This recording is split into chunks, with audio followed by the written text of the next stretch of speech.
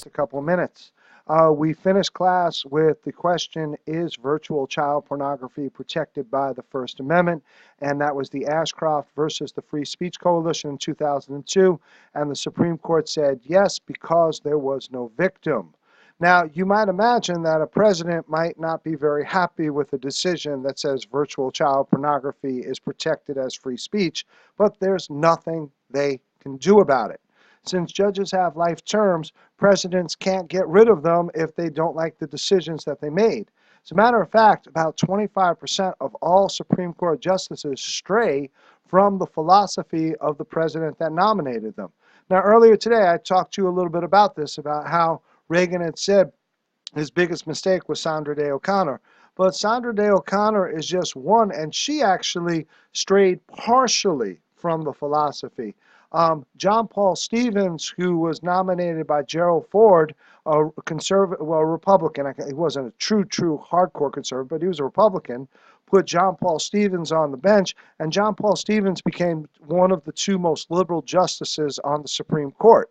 Dwight David Eisenhower nominated Earl Warren to be Chief Justice, and Warren arguably is one of the most liberal justices ever on the Supreme Court. And we're going to see another one in just a moment who got on the courts. So you can see that you can put people on the court, but because they're there so long, there's no guarantee as to how they will decide things years down the road. Ideology also impacts when you may decide to retire. As I said earlier today, I'm a little bit surprised that Ruth Bader Ginsburg did not retire yet, because she was put on the court by Bill Clinton, a Democrat, and she was actually a former attorney for the American Civil Liberties Union, so she has a relatively liberal ideology here. And you would have thought that while Democrats controlled the Senate, she might have stepped down, but she chose not to. She's going to now basically wait and see if a Democrat wins in 2016 and if somehow Democrats regain control of the Senate. So it's kind of unusual that she did not step down.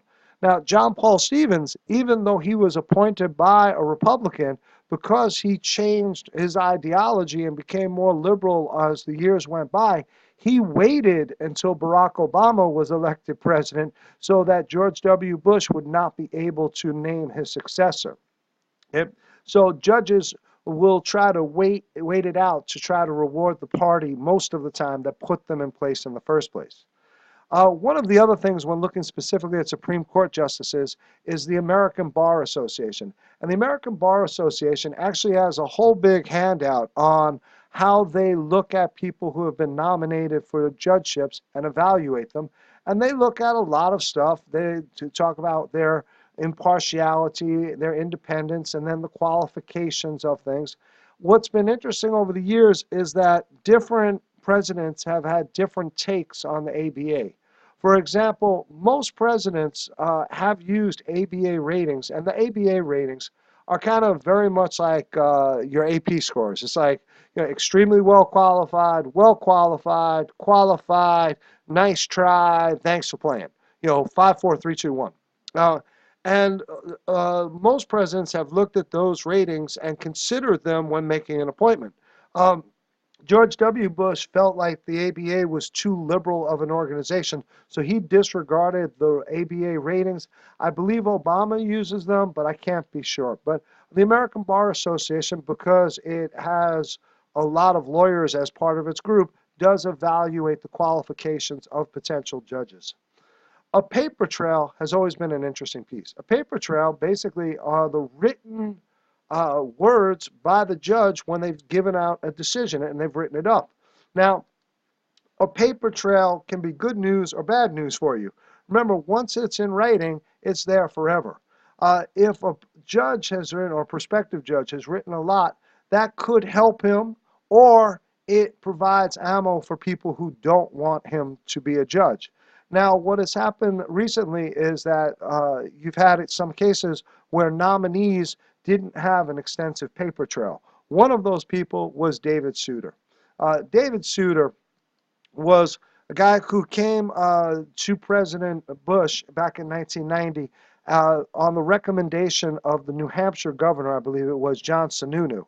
And John Sununu said, I know this guy. He's a strong conservative. He'll be great on the bench.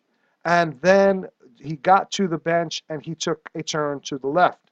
And Souter wound up voting with the liberal branch of the Supreme Court. So this idea of trying to get a stealth candidate, somebody who doesn't have an extensive paper trail, can backfire on you, because let's be realistic, the longer you've said stuff, the longer you have written about it, the more we can be sure that's your ideology. All right, we've done like really quickly here. I already went over this, the number of judges. The number of judges are set by Congress. So they can increase or decrease the number of judges that are out there. When Jimmy Carter was president, the reason Carter was able to get more women and more minorities on the bench than all the people before him is because Democrats voted to create more judgeships. And once those judgeships were created, Carter got to fill them and the Senate got to confirm them. So you can increase the number or decrease the number. All right, that's it. It was under 7 minutes. We were close, but I wanted to make sure we got done. Hope you have a great weekend, and please, please, please study.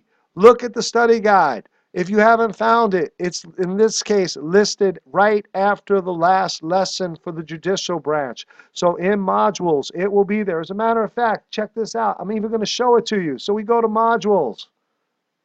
Let's see if I can do this in 15 seconds and finish up. Come on, modules, load. There they go. Going to go down to Unit 4A, B, C, D. Oh my goodness, D. There it is. Study guide. To the study guide. The end.